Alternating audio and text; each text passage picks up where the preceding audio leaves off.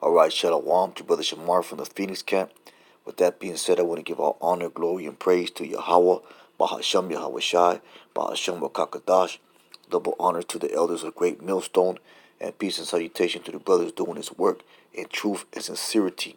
I'm just going to get a few scriptures on brotherhood, man, because the Apostle Ramla, he made a video about, about being more brotherly, man, how us men of the truth should be more brotherly one to another, because, we see the day approaching, man.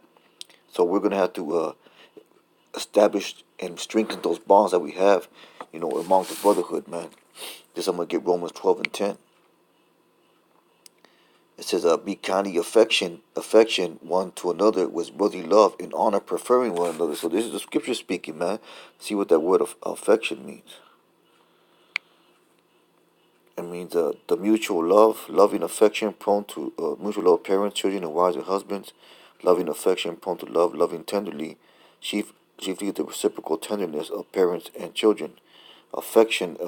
So it means, fraternal love. I said right here, a father of natural relatives, fraternal towards fellow Christians, kindly affectionate. So we're supposed to have a special affection towards one to another for brothers in this truth. It's a different affection. It's a different compassion that you have towards your brother than you have to anybody in the world or even your woman. We're supposed to prefer the brotherhood, over your woman, even over your children, man. This brotherhood should be a priority.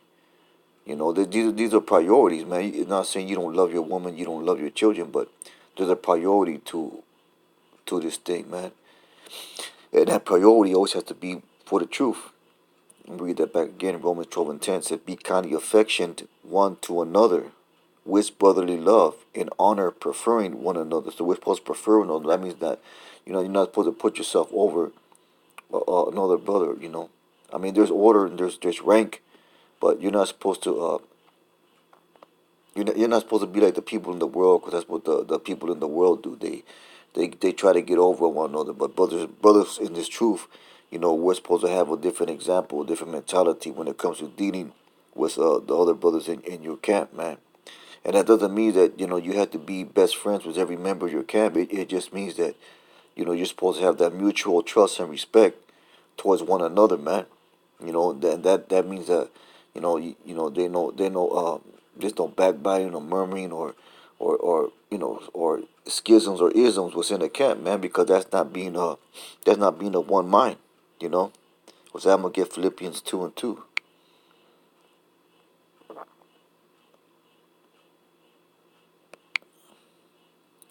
It says, fulfill ye my joy, that ye be like-minded, having the same love. So you're supposed to have one mind, man. One mentality. Being of one accord, of one mind. So that's what that means right there, man. So we're one accord of one mind. That's what true brotherhood is. It's not about the individual, it's about the group. To a certain extent it is about the individual, but for the most part, it's about the group, man. The camp, whatever we do to edification of the body, man. That's what our goal is. But I'm gonna get Ephesians 4 and 29, because it tells you that right there. So that individual alone with mentality is not gonna be beneficial for you in this truth, man. The Lord established a brotherhood for a reason. And He established that brotherhood to provoke one another to good works, man. To encourage one another, to get on each other's asses too, man, because that's part of brotherhood too, man. Sometimes you gotta get on each other's asses. Sometimes you gotta correct each other what's in this truth, and that's true love right there, man. Correction, you know. This is a Ephesians 4 and 29. So let no corrupt communication proceed out your mouth, but that which is good to the use of edifying. And we all know that word edify means to build up. I'm gonna go ahead and get it. This is the word edifying. It says the act of building up, edifying, edification, the act of one promotes another's growth in Christian wisdom. Piety happens, holiness is building. So it promotes, they're talking about growth, man. I'm going to read that back again. It said, let no corrupt communication proceed out of your mouth, man. So that means no, you don't backbite, you don't murmur, you don't talk shit about a brother behind your back. You don't you have that mutual respect and love and honor towards one another.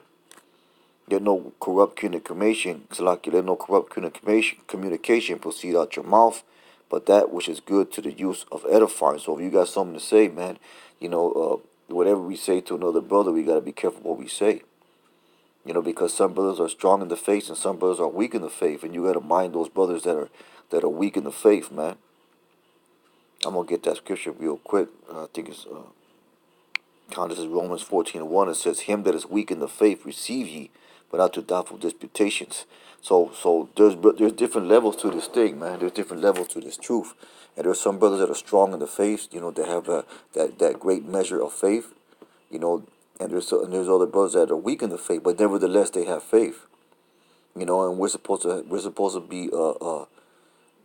to be diligent and compassionate in dealing with those brothers that are weak in the faith, those brothers that need an extra hand, or need that extra encouragement, or even that extra correction or rebuke. Or it goes both ways, man. There'll be cases where a younger brother will correct an older brother, or an older brother will correct a younger brother, man. But there's different levels to these things, and that's all to the edification, the building up of the brotherhood, man. Because basically we are all one body, man. That's why the Lord describes it: one unit, one body, man. And that's what a unit is. It's one singular. It's one singular group. A unit. The word unity means one, man. So it's pretty much like an all for one for all type deal, man. And there's levels to this thing, so we have to make sure that even that newest brother, or that brother that needs help from time to time, through sincerity, that we deal with each brother accordingly, man. I'm gonna read that back again. To him that is weak in the faith, receive ye, but not to doubtful disputations, man. So a brother that's weak in the faith and not to doubtful disputations. And what does that mean? That means if he's not unsincere, he's going off. That's a doubtful disputation, man. If he don't receive your correction, that's a doubtful disputation, man. But if he's sincere and he's eager to be corrected and to learn, then that's a different story. We're supposed to deal with that man and have compassion and mercy on that man. Because we are all here for one another, and there's levels to this brotherhood, and every brother is given a different measure of faith, man. But ultimately, it's we all the brothers with those that the brother that's more measure of faith, or that's a higher level of faith, he's set up there to help those younger, or those brothers, those weaker brothers, those brothers that are weak in the faith. He's set up to help those brothers grow, man. you know, because there was one point in time where every man that came into the camp, that he was weak in the faith, man, and he grew by the examples and the correction and the encouragement of either the brothers around them or the older brothers around them, man, and even by the watching of the videos of the elders and apostles, So we are at one time we were weak in the faith, man. And there's different levels to this thing. The men that have that stronger measure of faith. The reason they have that stronger measure of faith is they're set up to help those brothers, encourage those brothers, those brothers that need help from time to time, man. With that, I want to get John 13:34, because the scriptures talk about brotherhood, man. It's an important aspect to this truth. It's one of the main aspects, the main doctrines, the main creeds, if you will, of this truth, man. Brotherhood. It's not an individual thing, man, and it's not just a Saturday thing. We carry each other about each other throughout the course of the week. We call brothers up, and we check upon the flock, man. You know, and that's important too, because it's always good to hear from a brother, man, to encourage you, to lift you up in the spirit, man, when you need it, you know, and also for wise counsel, because sometimes you may have to make a decision about certain things, or you may come to a dilemma or a tribulation, and you're gonna have to need that wise counsel from them older brothers, or from the brothers that have been through different experiences, man. Because then I want to get John 13:34. This is John 13:34. This is Yahweh Shai speaking. It says, "A new commandment I give unto you, that you love one another as I have loved you, that ye also love one another. So Yahweh Shai, he loved the brotherhood, man, and that was evident how he treated them, man. He gave them correction, he had compassion towards them.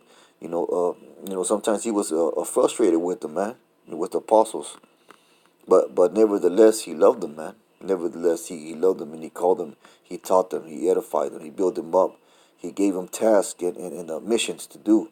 You know what I'm saying?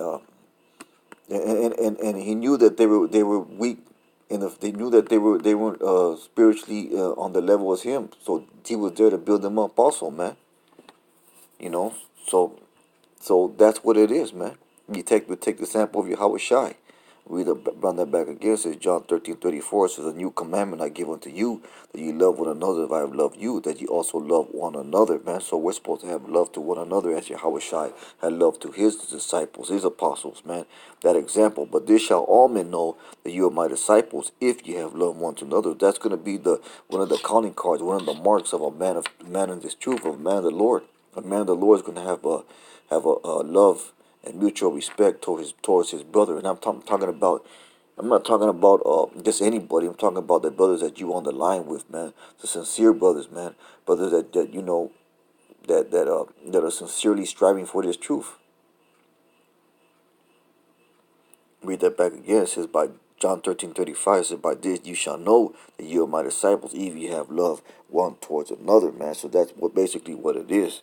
And there's a lot of more scriptures about brotherhood. Psalm 133. It's a beautiful thing for the brothers to dwell in unity. Roughly paraphrasing Proverbs 17:17. A brother is born for adversity. Those are good scriptures, man. So these are scriptures that we should meditate upon, especially in the times that we are in right now, man. We're gonna need that brotherhood. We're gonna need that edification, that building up, and that encouragement of one to another. And that's why the Most High set up the brotherhood the way He did, man. This is a beautiful time, man, because these are the times that we see the things coming to pass, that we see our salvation drawing near. We see the so-called Black Latinos and Native Americans, gathered together under the banner of truth, Yahweh Bashem, Yahweh Shai, man. And it requires a certain individual, a certain man of integrity, a certain man of love and compassion and brotherhood and trust to go out there and boldly proclaim these things, man. So we're gonna keep on doing that until the Lord, pulls a plug on that, and through the Spirit, He's gonna guide us and direct us what to do next, man. But that was just a real quick lesson. Most I willing to hope it was edifying. With that one, say Barakatah Yahweh, Barakatah Yahweh Shai, Barakatah Yahweh, Barakatah Yahweh Shai, Barakatah Yahweh, Barakatah Yahweh Shai. Shalom.